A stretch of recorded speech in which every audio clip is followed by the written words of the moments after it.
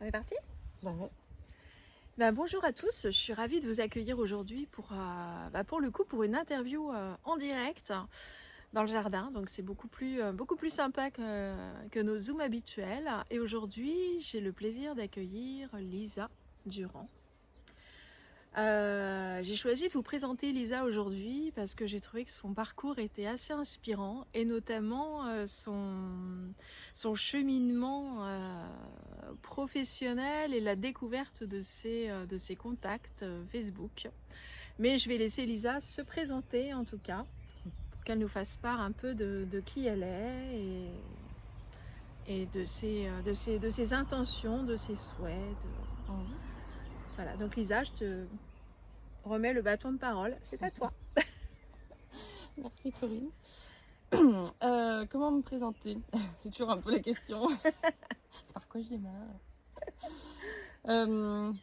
Aujourd'hui, je suis entrepreneur depuis, ça fera 3 ans cet été, enfin au mois de juillet. Et j'accompagne plus particulièrement les coachs et les thérapeutes, mais voilà, plus globalement les entrepreneurs,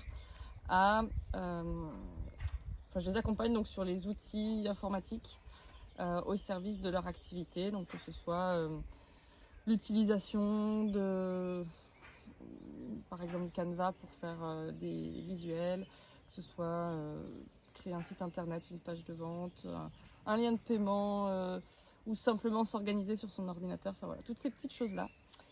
Et puis là, je suis donc en plein road trip, d'où ma venue chez toi et du coup...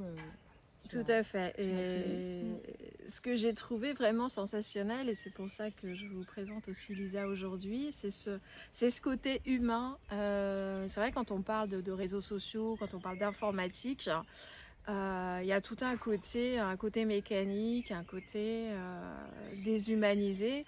Mais là où je te rejoins complètement, c'est que cette notion d'humanité, on peut la provoquer et la retrouver malgré les réseaux sociaux. Même si on communique derrière nos écrans, on peut aussi aller à la rencontre de l'autre, mais d'une façon différente. Alors, explique-nous un petit peu ton road trip, ce que tu fais, les nombres de kilomètres que tu as pu faire, le nombre de personnes rencontrées, et qu'est-ce que tu attends en fait? Quel était ton élan quand tu es parti à l'aventure comme ça pour rencontrer les gens de tes contacts Facebook notamment? Alors, en fait, pour revenir un petit peu sur comment l'idée a germé, au départ, au tout début, c'était, donc il y a déjà, je sais pas, 2017-2018, c'était l'idée de faire le chemin de Compostelle. Okay. Parce que j'ai déjà fait par tronçon, en groupe, et je m'étais dit, voilà, j'entendais plusieurs personnes qui l'avaient fait et qui disaient que c'était vraiment un chemin, enfin voilà, quelque chose de très intérieur aussi et très spécifique. Donc j'avais ça en tête, mais finalement, voilà, j'ai un peu mis l'idée de côté. Et il y a 1 an et demi, j'écoute un live sur Facebook d'une femme entrepreneur qui était éducatrice spécialisée aussi comme moi et qui a monté plusieurs entreprises en Espagne, en Afrique, en Suisse. Voilà. Et en fait, rien que de l'écouter, ça m'a inspirée et je me suis dit, mais plutôt que de me dire, faut que je m'organise pour partir 3 mois pour aller sur les chemins de Compostelle, faut que j'ai les financements, machin, tout ça, les hébergements. En fait, je me suis dit, mais je pourrais tout simplement faire le tour de mes amis Facebook entrepreneurs et faire comme ça un tour de France. Et donc, c'était il y a 1 an et demi. Et finalement, alors après, je me suis dit, voilà, peut-être que c'est un voyage différent parce que marcher tout seul, du coup, c'est beaucoup peut-être, à l'intérieur de soi et dans quelque chose de peut-être plus introspectif. Et là, je me suis dit, bon, ok, c'est peut-être pas tout à fait l'intention de départ. Là, ce sera beaucoup plus dans la rencontre et dans les échanges. Et du coup, mais voilà, je sentais vraiment cet élan de voyager, de bouger. Donc en fait, j'ai pas spécialement d'attente particulière. Enfin voilà, j'ai fait mon itinéraire. Donc en termes de kilomètres, alors là, je dois être à, j'ai pas compté combien, mais avant d'être sur Lyon, j'étais à 3200.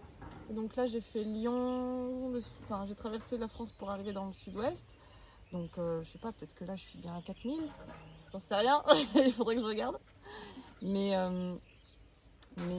ouais, là, sur 6 semaines, non, 5 semaines. Là, je suis partie pour 5 semaines entre mai et juin. J'avais déjà plus de 5000 km et après, je repars encore 10-15 jours en juillet pour finir ma boucle.